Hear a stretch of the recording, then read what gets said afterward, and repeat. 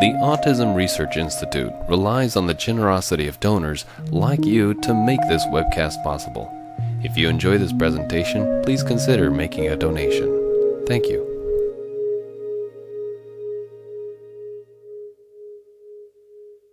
Now, before we get started, I'll introduce our speaker. Vicki Kobliner is a registered dietitian and nutritionist with many years of experience in applying a functional approach to nutrition. She develops individualized plans for clients, which are designed to promote wellness, prevent disease, and rebalance underlying nutritional impairments. She has extensive experience using gluten-free, dairy-free, low allergen, GFCF, SCD, GAPS, FODMAPs, and other appropriate diets to reduce inflammation and promote healthy digestive function. She has contributed her expertise to gfcfdiet.com and worked with schools to develop a whole foods approach to student meal planning. All right, Vicki, so now I'm going to turn it over to you to get started, and then we'll have live Q&A. Terrific. Thank you, Denise. I'm excited for it. I hope everybody had a good Thanksgiving. But as we all know, it is hard when you have yourself or your child on a special diet to try to navigate this holiday time, which is so focused around food. So this is a Q&A session, but I did put together a very brief presentation to give you some kind of top-line ideas on things that may help. So our goal is not just to survive the holidays, but really what I want for all of you is to be able to thrive and enjoy those holidays, even in light of having a child with special needs and potentially special diet issues. So one of the things I always recommend is really kind of step back and define the meaning of the holiday and think about what it is. I mean, I know that, Thanksgiving is all about the turkey for many people, but it's also about giving thanks and being together and all of those things. As upcoming holidays, whatever you celebrate, they are all holidays of joy, giving, kindness, and appreciation. So when we think about what the holidays are really about, we need to think about what matters beyond the food and find those things that we can celebrate in each of us and in each of our families. Really important, I think it helps to focus on the non-food events and when possible, participate in things that don't have anything to do with food and get spiritual enjoyment out of those. Think about your religion. Think about your spirituality if you whatever religion you follow or none at all. But think about that spirituality and try to get back into that sense of, self and who you are as a person, because that is often something that we tend to forget to do when the holidays get so chaotic. And then find some time for gratitude. There are studies that show that those people who can find gratitude, even in the smallest things, do become more resilient in the face of challenge. So although sometimes it is very, very hard to be grateful when we're suffering with severe challenges, in truth, the more we can find grace and gratitude, the more resilient we become in the face of those challenges. I also think it's super important to be kind to yourself. Things like setting time limits. If you're at an event with your child and you know that they can only last a certain amount of time, be clear that you're only going to spend a certain amount of time at an event. Set those boundaries. Tell people in advance or set them for yourself what it is you're willing to do, what it is you're willing to expose your child to, and at what point you need to call it quits and move out. Plan for backup help. This doesn't have to be paid. It can be someone you hire. It can be a family member. It can be a friend. It can be a teacher. But find some resource as best you can for backup help so you get some relief during this very hectic season. I think it's also really important to include others in the arrangements that you make, because when we try to, I'm guilty of this myself, but when we try to manage everything ourselves, we often end up taking on too great a burden, and people often do want to help. And when you include them in your thoughts, they can often find solutions that may be helpful in navigating these situations. I also think it's important to set realistic expectations. Going for a holiday meal that lasts for 5 hours may not be realistic in the case of your family or your situation, but maybe one that lasts 2 hours is. Or maybe showing up late, leaving early, taking a break in the middle. There's many different ways people can act around the holidays and arrange their social time. And you get to define what works for you and your family. And people need to understand that. And if they don't, you really don't owe them anything. What's most important is that you set the expectations and the parameters that work for you and for your family. And I also think it's important to plan for timeouts. Plan for those times when things aren't going to go well, and decide what the exit strategy is in advance so you don't feel quite so stuck. Think ahead. The better prepared, the better the experience will be. So if you're going to a meal, so of course, a lot of what we'll talk about today is meal-based, but I do think much of this can be applied to situational things in general and just the whole holiday experience. But if you're going someplace for a meal, always ask what's being served. Explain what your needs are and see how they can be accommodated, whether it's by having 2 or 3 dishes that meet those needs, or whether somebody agrees to allow all of your dishes to be, gluten, dairy-free, or soy-free, or GAPS, or FODMAPs, or whatever it may be. Bring dishes. Bring some that you've made yourself that you know are safe, so you have a fallback. Eat before you go. Have your child eat before he goes. Make sure that they are full and they are not as in need of food, so that you can be more mindful of what they can and cannot have, and they're not so starving that they're going to eat anything. Also think about non-food distractions. Many of these holidays are about family meals, but there's lots of things that you can do to distract your kids that don't include food. And when you have those at the ready, very often you can pull them away from a dangerous food situation. The other option you have is to control the turf by being the host. When you do that, there's lots of pluses. You ensure the food is safe. You can design the menu so you know that what's on it is the stuff that is appropriate for you and your child. You can monitor the food prep so there's no cross-contamination. You also make sure that your child is in familiar surroundings, so there's a lower propensity for them to have a meltdown or get very uncomfortable. They also will have more access to their own personal space.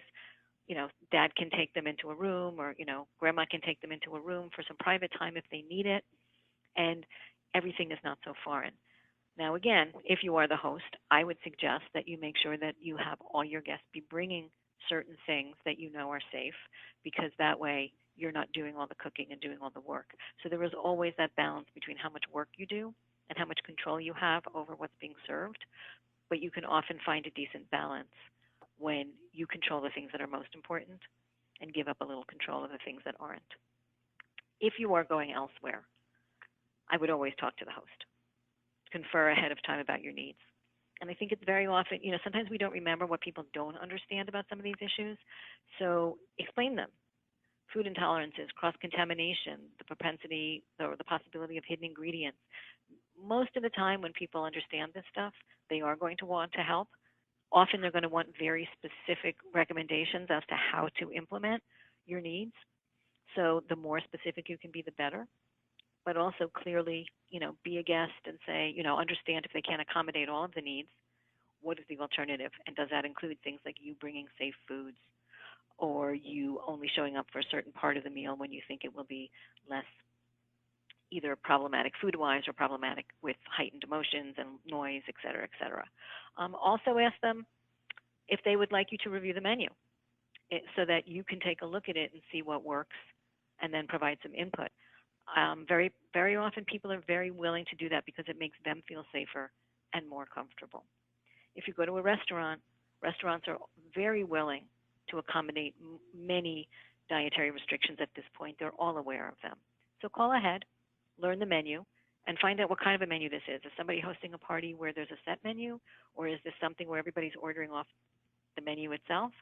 In either case, you can talk to the staff about what would be safe for your child, and if not, they will generally always be willing to make something that would be safe.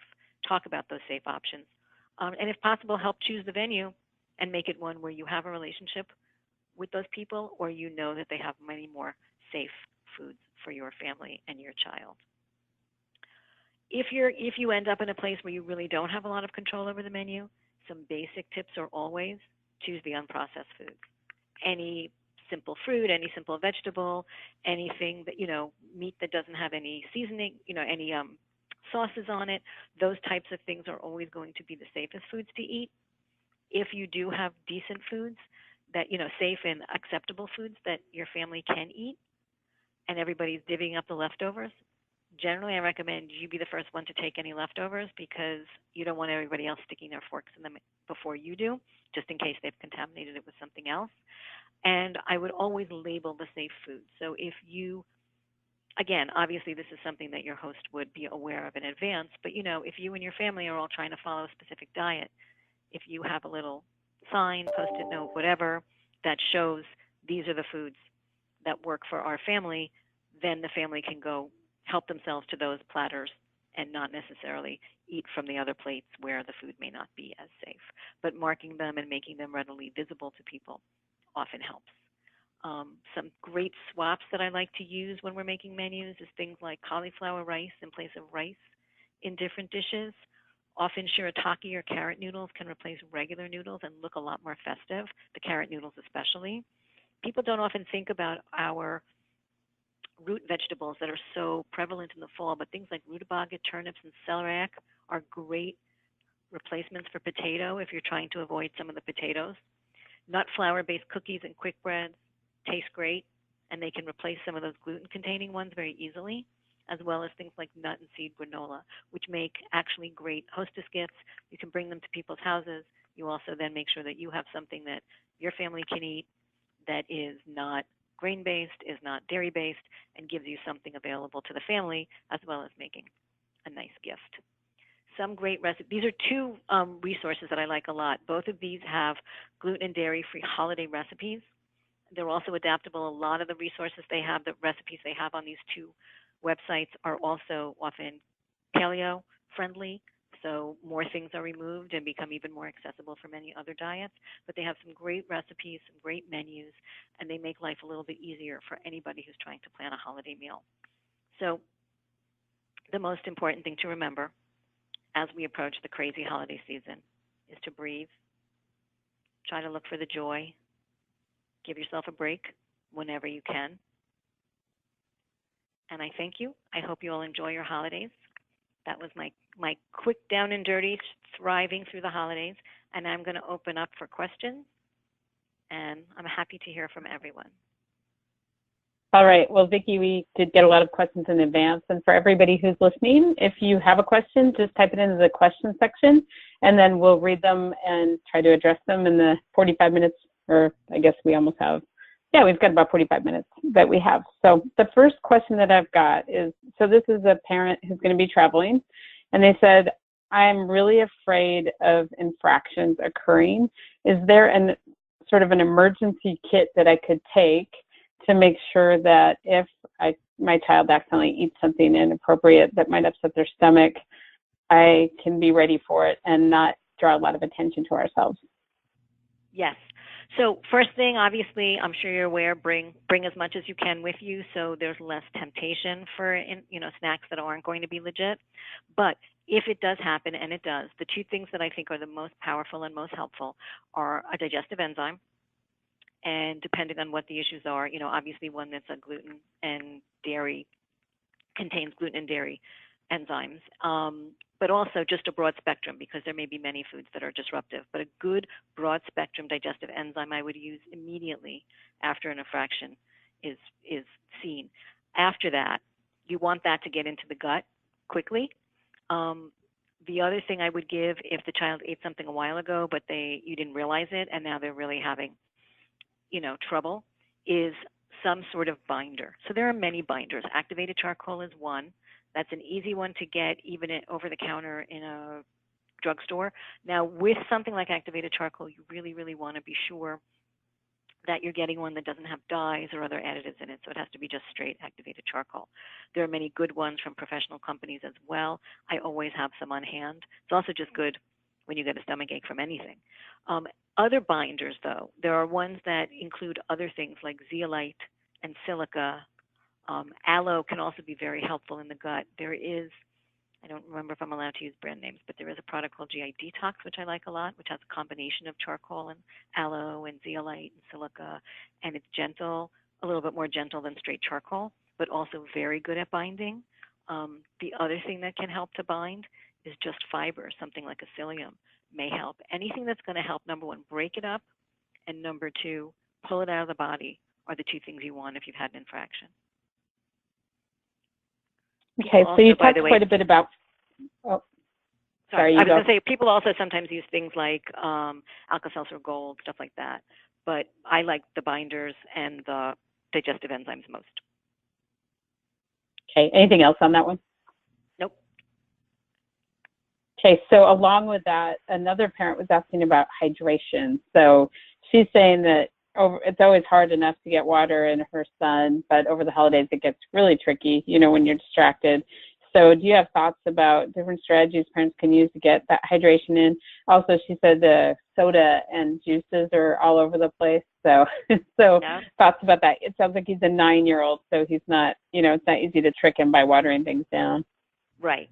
So I like things like SodaStream, like, because you make your own seltzer with something like that, and there's my New York accent just came in with the seltzer, but you can flavor seltzers with a tiny bit of juice, or you can flavor it with just some lemon or some citrus, or whatever flavor they like. Squeeze some strawberry into it. Can be anything, but you can flavor homemade seltzer with lots of different things, and then you can actually, put it in a water bottle. So that's something that often kids will take in replace of soda. The other thing I like a lot is herb teas. Fruity teas very often go well. You can serve them cold or you can serve them warm, but when you chill them, you can also put them in something like a seltzer maker, and that's going to add some bubbles, make it seem more like a soda, but it's going to be much more natural and healthy. And something like a ginger tea is great. Tastes, kind of like a mock ginger ale. So that's another way to get more hydration. One of the things I think is important when you're talking about not remembering or not being able to run around and follow your child to make sure they are drinking adequately is to fill up kind of what you want as their day's intake. So take a jug, fill it up with the amount of fluid you would like them to drink during the day, and then just check in periodically. You can see as they pour from that jug or as they're drinking it, if the level's going down, they're on top of their hydration. If the level's not going down at the end of the day, you're going to realize they really haven't drunk enough, and you're going to want to be a little more focused on having them continue to be more well hydrated. But fruit teas, seltzers, those are two of the things I like the most. Some kids do like kombucha. I think that's another option for kids who will drink it, and it adds that fermentation, which is really, really helpful for the gut. There is a tiny bit of alcohol in fermented drinks like kombucha, but it's nothing that should be problematic, and many kids actually like it. So those are some of my recommendations. So if you were going to pick a kombucha, are you talking about the juiced ones? They're different types at the stores. So here's a place where it's okay to definitely name brands. Like what would be the kind that you would recommend? Okay, so I actually like GTs a lot. I think they make one of the best kombuchas around. And they do have a variety. They have the ones with the chia in them, and they have the ones that are much more fruity based. I tend to go for the basics. The ones that are the straight kombucha, Synergy is one of the labels they use. And, there's a gingerade, there's a plain, there's a lemon, there are some other fruity flavors. But those are really much lower in sugars because, again, the sugars have been fermented. That's how we make the kombucha. So the sugars have been fermented, and there's less carbohydrates in there, but there's also, they're just more simpler drinks, and I tend to like the simpler drinks better because they have less added to them. You can also, we're talking about making the holidays easier, not harder. It is not hard to make kombucha, but it is a process. So if somebody wants to try it, go for it. Homemade kombucha is great, and you can flavor it up in all different ways. But if that's too much to take on right now, definitely feel free to buy some. So this parent has trouble over the holidays with constipation. So it pops up because there's so much bread and all these different really sugary foods. So she's asking, how do I get in front of that? So starting now, what are some things I could do to kind of get things ready, or can I? And then what do I do once we're in full mode? So she wants to know about safe things to use once constipation sets in. So what are the safest things that you can use over the counter? Okay, so first thing, go back to that hydration. Lots and lots of hydration is going to help you move your bowels. So that's super important. The other thing that's going to help is fiber. So what you're talking about is that you're eating more of these starchy foods, you're eating more of the sugary foods, you're probably not eating as much fiber. So the fiber, generally, you're going to get your best fiber from vegetables and then some fruits as well. So what I try to recommend, and I even follow it in my own life, is I do eat my veggies first. So no matter where you are, if you're at a party, if you're just in the house, if you're going to graze on vegetables, crudités, roasted vegetables, etc. And then if you're going to be eating those quick breads or those other more, special treats, make sure you eat the other stuff first, and define how much of the special foods or the fun foods that you're going to eat. I tend to find that people do better when they don't, we all have this tendency to say, oh, I'm not going to eat a lot of it, so I'm just going to pick here and there. At the end of the day, people who pick tend to eat more junk than those who actually say, I'm going to sit down and I'm just going to eat this. So allow yourself to eat it, define the time, define the place, what are you going to eat, have one portion, but then make sure that the rest of what's around is more healthful. And again, getting fiber in. And if you need to, take a little bit again of a fiber supplement if you need to. Something like a Metamucil can help. But you want to take you can do that. But eating good vegetable fiber is key. Making sure you're well hydrated. Both of those things are going to be terrific for the bowels. If you end up in trouble and you're very constipated or moderately constipated, magnesium in the citrate form is tremendously good at helping to move the bowels. Again, we want pure ones. We don't want things that are adulterated with lots of additives. We don't want things that have fancy colors in them. We just want a straight magnesium citrate from a good quality company. Also, vitamin C is a terrific laxative. People tend to take, vitamin C is wonderful also in this season for immune function. So one of the nice things you can do is start taking vitamin C early. Generally, people absorb it in 500 milligram increments. We start with 500. If there's no diarrhea, you go to 1,000. If there's no diarrhea, you go to 1,500. We generally say to bowel tolerance. I don't usually go much more than 3,000 milligrams. But again, if you feel constipated, you can continue to take some vitamin C to have that laxative effect, and it's also going to help with your immune system. Aloe, another terrific anti-inflammatory that helps move the bowels. Fish oil helps move the bowels. Any oil is going to help as well. So omega-3s are going to be really good at that. But essentially, magnesium, vitamin C, aloe, and fish oil are some great things you can use if you are suffering from constipation. But get ahead of that constipation with good fiber and good hydration. Okay, so a clarification on that last one about Vitamin Shop. It sounds like they have, what she was getting at is you can go and sample kombucha with your kids. They have like a little, they'll offer it to you so your kids can test it out. So that might be something fun for parents to do, is take them, if you've got Vitamin Shop near you, go and sample it and try to get them excited about it. So I didn't that's even what know she that. was getting to. Great. I did not even know that. I'm going to go in there and check it out. Whole Foods does that too. There's a lot of local, Whole Foods will do that as well. They have a kombucha bar in many of the locations, and there's places that will let you try it. Yeah, that's a great idea. So that might be something to do. Right. I know my own son loves kombucha, so it can. Right. But it was sold to him that way. He tried it at a grocery store, and then it was the biggest deal. So definitely a good way to get those good stuff in him. Okay, so the next question is, this parent's asking, my boys are on stimulants for ADHD. They use probiotics daily, and that seems to help with moving things along. So along with digestive enzymes, they're using those as well. So a lot of parents are already on this track. But so would you suggest that if they're doing all these things, they're probably fine and they have nothing to worry about, or when they get to these holiday parties and things, they're confronted with these things, that they're still likely to hit bumps and there are strategies they should be thinking about? No, I think they're likely to hit bumps. Again, everybody's different and everybody's child reacts differently to whatever dietary restrictions they may be following, or just their gut health in general. Again, what we know about gut health is that sugar and processed carbohydrates, white flours, and all that other stuff are going to promote dysbiosis. They're always going to feed the gut bugs that live in us.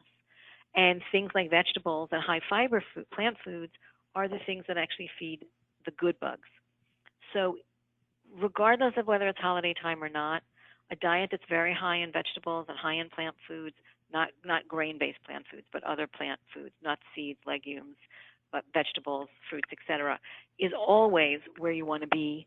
And then animal protein layered, on top of that, if that's what you eat, and limiting the sugars and the processed carbohydrates.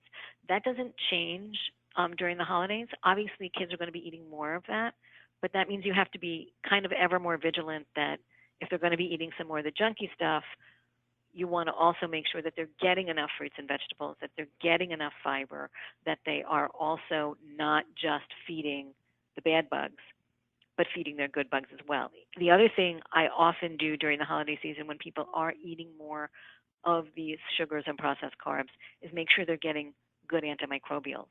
So you might want to up their intake of something like, like oregano and thyme and rosemary and garlic and cinnamon, because those are great antimicrobial herbs. And of course, again, not naming names, but there are a wide variety of combination antimicrobial supplements that come as liquids or capsules that will kill some of the bad bugs.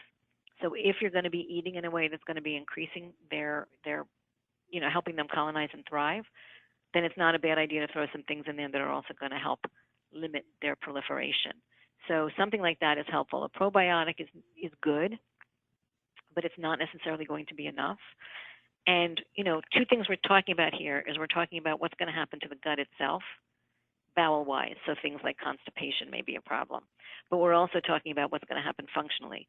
If we have gut bugs growing, how is that going to affect mood, behavior, attention, focus? So we want to make sure that we're doing something to address the growth of any gut bugs.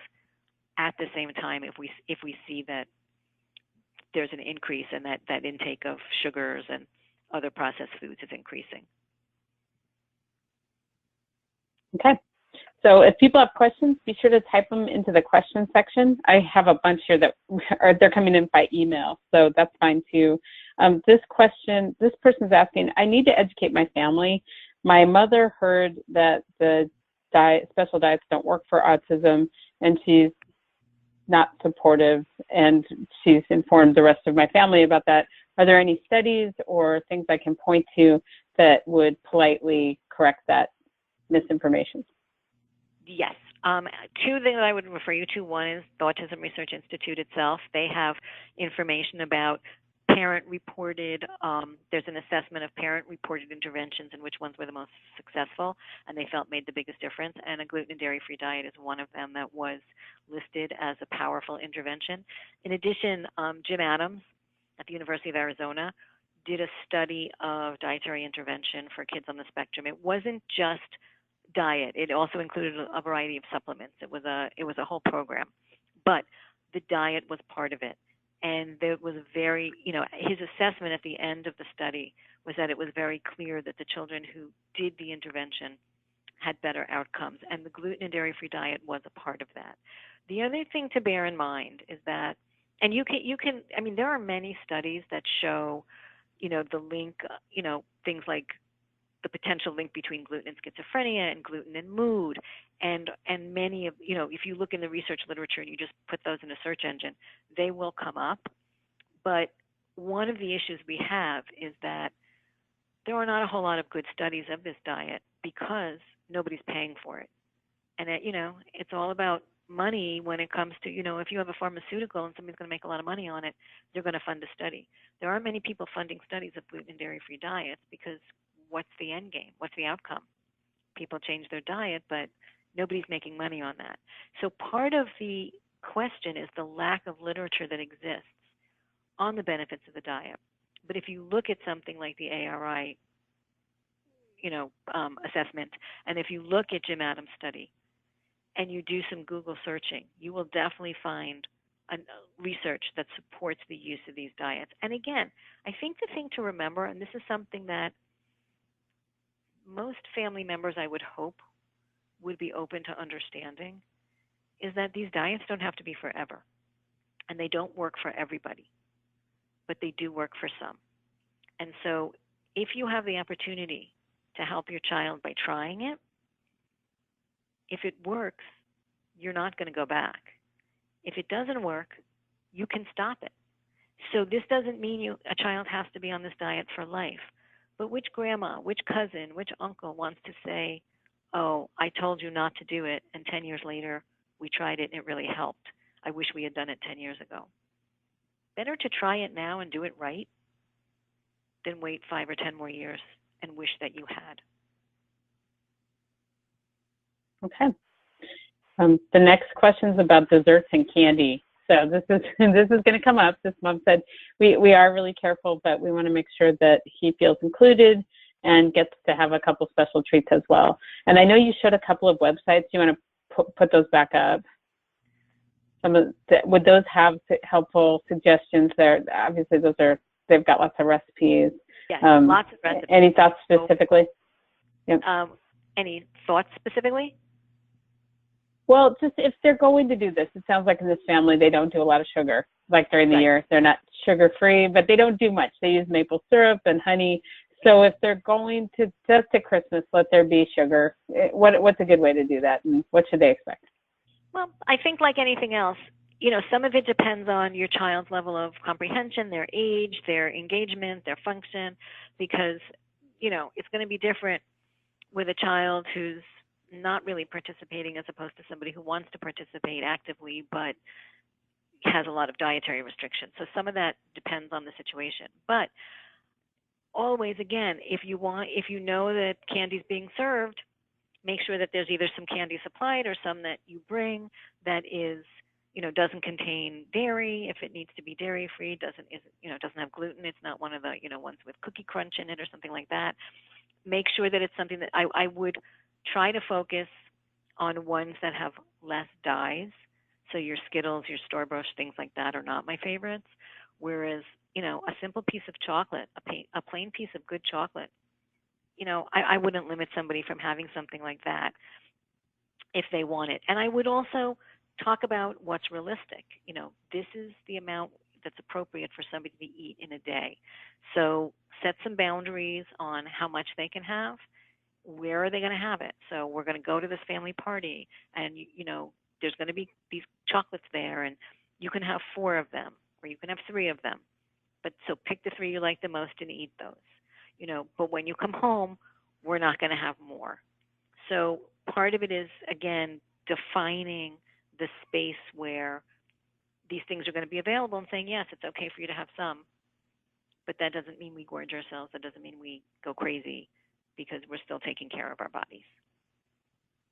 And again, the better the quality of the food, the better off you're going to be. So again, high quality chocolate or meringues or something like that are fairly simple and not highly processed are going to be much better than something like a Skittles or, something that's, like Airheads or any of that stuff. Right. That's often what grandparents or people who don't know that much will see, because they're gluten-free and they're dairy-free and they seem pretty innocuous, but yeah, a lot of sugar in those. A lot of sugar and a lot of dyes. A lot of dyes. Yep. Yeah, and not great for teeth either, a lot of those. Exactly. Okay, exactly. So this is I think you'll like this question. This is a good one. It's a mom who has a teenage daughter who's on the spectrum, but is very interested in nutrition. So she's a sort of high-functioning, very engaged kid, and she's interested in fasting to prepare for Christmas and doing these things. So do you have any thoughts about that, or what would be an appropriate length of a fast, what they might be thinking about? How old is she? She's 16. 16. 16 is still growing. I don't generally recommend fasting routinely for anybody of that age, but anybody can fast for a short period. I mean, whenever we're sick, we fast, and we all survive. Children fast when they're ill. Children can sometimes just not have an appetite, and they go for a long time. So I think, again, if we prohibit it completely, she's going to react, probably in the opposite way. So allowing some controlled fasting might be okay in prep for the holidays. I generally, for a girl of her age, would not do more than a 14-10. And the way that I usually recommend that is to say something like stop eating dinner by 7 o'clock and then don't eat before 9, so that you've got 14 hours where you haven't eaten, but then you've got 10 hours during the day where you actually do eat. Some people make it, 15-9. That's fine too, giving a 15-hour window between, when you don't eat at all. But generally that 15-hour window should include when you're sleeping. So you start the evening before and you go into the morning, and, you eat sometime mid-morning.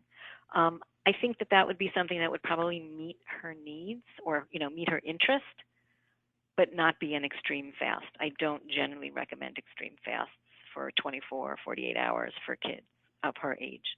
So I would probably, if she's going to do it, encourage her to do an overnight fast for 14 hours. Okay. All right. Next one's about red ears. This parent says that his son, after he eats anything that's an infraction, he said after Halloween there were red ears for 2 days. So he's curious, what do red ears mean? The red ears can mean a couple of things. And after Halloween, it could mean either of these. Some people are very sensitive to phenols and salicylates. Those are compounds that are found in colored foods like the Skittles and the Starburst I talked about, but other foods as well. So probably a lot of the foods he was getting around Halloween have those food colorings, and you often see kids with very red ears after they eat those. That kind of a reaction tends to be pretty time functional. So they eat it, shortly thereafter, the ears turn red. The other option, which you sometimes see red ears, is with dysbiosis, which is the yeast overgrowth. And again, what feeds yeast? Sugar. So any kid after Halloween who's eating candy probably, is putting more sugar in their gut. If they have a propensity to have dysbiosis, that very well, might get worse after the holidays. So often what you see with dysbiosis, again, is you'll also see more red cheeks. The belly will become more bloated. Sometimes the bowels are not as good. Whereas with salicylates, it's a lot more kind of an acute, bright red ears, also a little bit of a more silliness. Although with gluten, with yeast, you can also get a lot of silliness. So in either case, that silly behavior is also a sign. And it's not always one or the other. Sometimes it could be yeast and salicylates, both of which are causing a problem. So again, giving some digestive enzymes, giving some antimicrobial herbs, giving some, after the candy to bind up, give some binder. That's not going to help now, weeks later, but post the ingestion, if you do some of those things to help pull that stuff out of the body, you may see less of a response. And with the antimicrobial herbs, what you're trying to do is address any potential yeast overgrowth or dysbiosis that might come from the sugar feeding the germs. All right, this is a more general question. It's not specific to the holidays. They say that they have a 9-year-old with reflux, and it causes seizures in that child, and that he's nonverbal. The parent's asking, can you recommend types of snacks and food that are good for that population? And then what kind of cooking style is typically recommended? I know you can't give medical advice, but if you have insights about reflux, that would be great. So my insight about reflux is that you're not necessarily going to manage it with diet, but reflux is an indication that there's something else more seriously wrong. And so I really would recommend, if your child has reflux, that they're seeing an integrative professional who can try to figure out what's causing it. One of the things we know about reflux is that for many people, it's not excess stomach acid. It's actually not enough stomach acid. And that sounds counterintuitive, but the issue is that when we eat, the food goes into our esophagus, and then we have that trap door at the bottom before it enters our stomach, and that's a tight trap door. The food then goes into the stomach where it is acidified. That's the normal thing that the stomach does. It produces acid in response to food, so we can literally acidify the food and start to digest it. That acid triggers enzymes to be produced, which continue that digestive process, and then the food moves from the stomach into the intestines, and the process of digestion continues. If there is not enough acid in the stomach, the digestive enzymes are not activated. They don't begin to move that food, trigger the response that moves that food into the intestine. So it sits in the stomach. And as it sits there, it becomes increasingly more. And now, remember, I'm not saying there's no acid in the stomach. I'm saying there's not enough, but there's still some. As it sits there in the stomach for long periods, it may start to irritate that trapdoor, and the trapdoor loosens, and the food refluxes up, and that's where you get that pain and discomfort. So for some people, foods that they need more acid versus less. Some of the foods that help naturally with that are bitters, and you can look up bitters, but things like dandelion is a bitter. You can take it as a tincture. You can also eat it as a food. Your child's not drinking coffee. Coffee happens to be a bitter. Kale is a bitter, but there are many foods that are considered bitters. And if you introduce those foods, sometimes you will see what that does. That bitter food actually activates the stomach to produce more acid and activate those enzymes. So taking bitters is helpful, but also looking at trying to assess whether there is not enough stomach acid. And there are some ways to do that. For some people, you can take baking soda and drink it in a little bit of water. And then you should start to burp. If you don't burp, very often that means you haven't activated, because baking soda and acid make bubbles. So if you're not burping, then it may mean that you don't have enough acid. For some people, apple cider vinegar and lemon juice actually quench some of that reflux, that discomfort, and help to alkalinize a little bit if it's more acid. So depending on what it is, there are different ways to approach it. I really do think a child with reflux needs to be evaluated by somebody who understands it to solve the problem. But in terms of kind of top-line interventions, bitters is important, and things like apple cider vinegar can also be helpful. Okay, so on that, so taking antacids would maybe be counterintuitive, or you're right. What they're doing right, is they're suppressing the acid further. And so they may relieve the symptoms temporarily, but they're not solving the problem. And the problem with antacids is very often, depending on what they are, like if it's a Tums, that's really, calcium.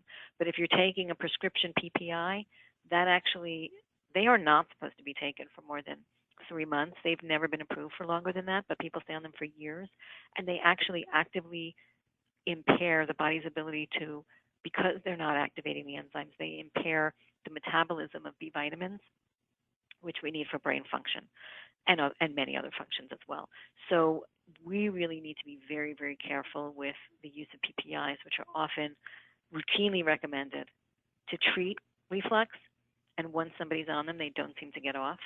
And long term, it's not a good idea. There's actually evidence that shows that people who are on PPIs long term have increased rates of dementia as in the elderly. So we do want to be careful that we don't set the stage for that early on.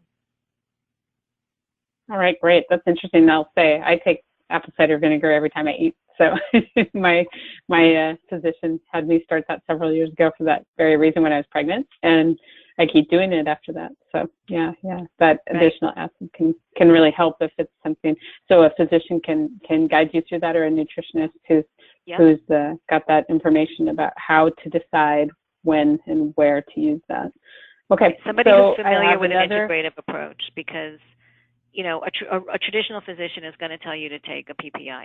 You really need somebody who's familiar and uses an integrative approach who's going to be able to assess it that way. Right, except when you're pregnant, they won't do that. And that was how that's how I became aware of it. I was pregnant, and my physician, it was a standard OB, recommended I try apple cider vinegar, and then I realized how effective it was. So, but you're correct that it would be somebody who's not going to put you on that in the first line, right? Correct. Yeah. All right. So other questions that we've gotten. This person says that their child will not eat vegetables, period. Doesn't matter what they do. So what would you recommend for that? What would I recommend for that? Eating vegetables. Yeah. No matter what. Lots of different ways. I have a handout that I give a lot of patients about how to increase vegetables. And, I think there's actually, I'm going to give this woman a shout out.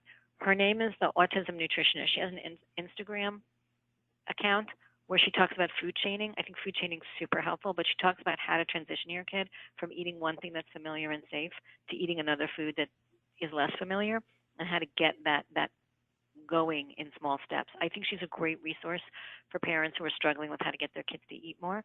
But I also want to, parents to think about things like, okay, number one, how can you hide the food? So yes, can you make a quick bread that has, zucchini or carrot or something, baked into it? But also, what is your child's texture preference? Do they like crispy things? Well, then give them chips, give them carrot chips and beet chips and sweet potato chips. Do they like things that are frozen? And you guys have heard me talk about this before. My son, when he was young, literally would only eat broccoli out of a bag from the freezer when it was frozen. I couldn't cook it. If I literally opened it and dumped it in his bowl, he would eat a bowl of frozen broccoli, because I don't know why, but I think he had sensitive teeth that he wanted that cold to kind of numb things. He's a super taster, so he didn't really want to taste a lot. Cold things numb your taste buds. And he would eat a bowl of broccoli if it was frozen. I started giving him other frozen vegetables, and he started to eat some of those too. Bottom line was, now he's an adult. He actually eats cooked vegetables, and that's awesome, or raw ones. And he barely remembers that he ate them frozen, but that was how we started. And then he got those flavors and he was acclimated to them. So if they like it cold, give it cold. If they like it warm, give it warm. If they like it smooth, make a soup. Make a carrot soup, a broccoli soup, a cauliflower soup. If they like it crispy, again, bake it, roast it. You know, you can roast some vegetables and make them quite crispy. So think about what is the temperature, what is the texture, what is it that they like. Another huge thing, and this is one of the things that autism nutritionist talks about, which I appreciate immensely. Now, she's not gluten and dairy free, so I take what she does with a grain of salt, but she does have some helpful advice. One of the other things I talk about a lot is if your child thinks that they're expected to eat a large quantity of something, they are going to really not want to do it. However, if you give them a tiny bit, 1 pea, 1/4 of a carrot coin, and just that's all they're expected to consume, you start with that, but you do it consistently. We have the tendency to say, okay, here's a big bowl of kale. Okay, you're not going to eat it? I'll take it away, and we won't do kale again for another 3 months. Better to say, here is 1 tiny quarter of a kale chip, but I'm going to give you 1/4 of a tiny kale, 1 tiny quarter of a kale chip every day for a month, because at the end of that month, kale chips are no surprise anymore. They're something normal. Whereas if they disappear and reappear and disappear and reappear, they are constantly new. And that does not work to your advantage. So very small amounts more frequently is better than large amounts infrequently. So, and again, none of these resources are perfect, but if you use a variety of them, you can often find some benefit. The other thing people do often is make smoothies, and they'll put some vegetables in there. I tend to find with those, the issue is there's often so much fruit in them that we lose some of the benefit. But it is a way to go. And worse comes to worse, if you really can't, while you're trying to get something in and as you're working towards it, so this isn't really worse comes to worse, but it's as the process continues. There are companies that make powdered, vegetables, powdered fruits. You can mix them into things too. A few tablespoons of that will provide some nutritional support. Obviously not as good as the vegetable or the fruit itself, but it will provide some support. So that's another way to give the child access to more nutrients while they're learning to consume those foods. All right. Next question is about sweeteners. This mom, her mom is very supportive and wants to buy treats that have the best possible ingredients, so the high quality that you were talking about. So if you're going to kind of rank sweeteners that would be optimal, so we're talking about corn syrup or honey or maple syrup or just white sugar, what's the sort of the ranking? What's the most innocuous of those? It depends. Number one question becomes, do we want, depending on what you're preparing, do we want a liquid or do we want a solid, a powder or something? So for example, stevia and xylitol can be great. So can monk fruit.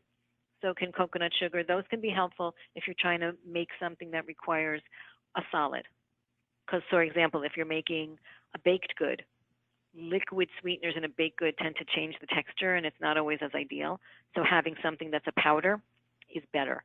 But if you can do something where you can use a liquid, honey, maple syrup, date syrup's really nice actually, pomegranate syrup, all of those can be terrific. Now remember, for some people, depending on their diet, so like if somebody's following a specific carbohydrate diet, honey is terrific. That can be something, it's an approved food, it's definitely usable, you don't want to go overboard, but you can use it. However, if you have a problem with FODMAPs, honey is going to be an issue for you. So you do have to know your diet limitations so that you can make the right choice, because not all the sweeteners are equally allowed on different diets. Xylitol is not allowed on a FODMAPs diet because it's sugar alcohol. So there are different ones that will be allowed on different diets, so you do want to know that. But essentially, I like date syrup, I like maple syrup, I use honey, stevia, xylitol, monk fruit, coconut, sugar. Those are some of my go-tos. Okay, so if they're looking at candies that have these sweeteners in them, which one, like if, obviously honey is not a major candy sweetener, but if you're choosing between, say, corn syrup and stevia I would not do corn syrup in any way, shape, or form. Okay. Xylitol is something you'll find in candies, and Sometimes you'll find things like brown rice syrup. You'll find brown rice syrup in candies. Again, rice I'm a little bit dicey on because we know that a lot of rice is contaminated with arsenic. So I am careful about that. If it is an organic candy and they're testing it, then I feel more comfortable. But stevia is fine, xylitol is fine, and erythritol is another one that's acceptable and often used, as is lohan, which is monk fruit. And you'll find that in candies as well. Okay. I think we have time for just a couple more questions. The first one is about diet holidays. So this isn't exactly about Christmas or New Year's, but it's about holidays in general. So this family's wondering, their child has proposed to them that they take one day off a month from their diet. Do you have any perspective on that? Have you seen anyone do that? Absolutely. Again, family decision. The fact that the child is proposing it is kind of good because it means they're actively engaged. The question becomes, what's going to be the outcome? So I have nothing against it. If somebody tolerates their diet holiday, that's great. But if it leads to a regression, if it leads to increased negative behaviors, if it leads to mood changes that are undesirable, the child needs to be super aware that that's happening. So that's the conversation the family has to have about, okay, maybe we try this, but here's our checklist of what we expect or what we hope to see. If any of these things change, we're going to have to attribute them to the diet. It's going to be telling you that your body's not ready to handle it. The other thing is, what does a diet holiday mean? For somebody who has maybe just a gluten-free diet, it means, yes, they get to eat gluten. But what if somebody's on the specific carbohydrate diet? What does that mean in terms of diet holiday? Is that it's a free-for-all, I can eat anything? Or does it mean I'm going to eat, a gluten-free grain? I'm going to eat quinoa, which is not SED legal. So what a diet holiday may mean is very different, and those boundaries have to be set by the family. I wouldn't do a mass, if somebody's on a very restricted diet, I would not do a free-for-all. I would say on the diet holiday, we're going to allow X, Y, and Z, or X and Y. And that's it to start, and let's see how you do. And then maybe try other things later. All right. I think we have time for one more question, and this is a good one. You'll like this one. It's about hosting. So this person is hosting this year, and they're all on a gluten-free, dairy-free, soy-free diet. She is looking for ideas for main dishes and desserts and other things that are just naturally gluten-free, dairy-free, so that her family won't turn up their nose. It sounds like there's some contention about it. So she's trying to identify those things. So like for me, there are several things that come to mind. Obviously, most roasted meats and those kinds of things are fine. Or like a flourless chocolate cake can be good. People think it's really good, and they don't even notice it doesn't have flour in it. So can you think of any other things like that, or vegetable preparations or side dishes? Oh, to me, a salmon or a turkey or a ham or any meat, yes, as long as the marinade or as long as the sauce or whatever you've made, the gravy is gluten and dairy free, which nobody can tell if you cook it right, and I'm sure you do. That's great. Your main dish like that is easy. Your side dishes, again, depending, I think we're talking more about grown-ups here, but any vegetables, again, instead of making them with butter, if you're making them with coconut oil, or if you're making them with animal fat, you can use some of the turkey fat or the meat, that's left over, and make it in that. You can use any of your, substitutes, any of your, fat substitutes that you use. But the vegetable actually seems to me fairly simple. I wouldn't use one that I don't tend to like as much the cheese substitutes. It's one thing for us when we're kind of used to it and we know what it tastes like, but when I'm presenting it to guests, I don't necessarily find, they can often tell that it's not quite the real thing, so I tend to say better not to include it at all than to try to fake it. But that being said, nutritional yeast is really great for making cheesy sauces that taste really good. So I would look up, if you want to, I would look up some recipes for nutritional yeast-based cheese sauces. The other thing, so your grains, again, can be fairly simple. It can be something like a potato, or if you've never tried celeriac, it's really elegant, really delicious, completely gluten-free, and kind of fun and fancy for a festive dinner. So that might be something to consider. I love jicama for that reason. It also has that kind of crunch, and it's really interesting, and it seems very fancy. I love to add things like persimmons to a salad to make them, again, more festive and look really fancy. And there's nothing, put some pinoli nuts and some persimmons. It's pomegranate, sorry. Pomegranate and pinoli into a salad, and it looks super festive. Desserts, I love lemon curd and fruit, berries. That's an awesome, it's it does have sugar in it. We can't get away from that, but it is, lemon curd, for those who like that flavor, is absolutely delicious, extremely elegant. Put it over a plate of berries, and it's great. And then make your pie crust or your base or your cookies with a nut-based flour, and you have a ready-made dessert. Think about doing something like a butternut squash soup. Those also look super fancy and elegant and wonderful for a holiday, but they can be completely gluten and dairy-free.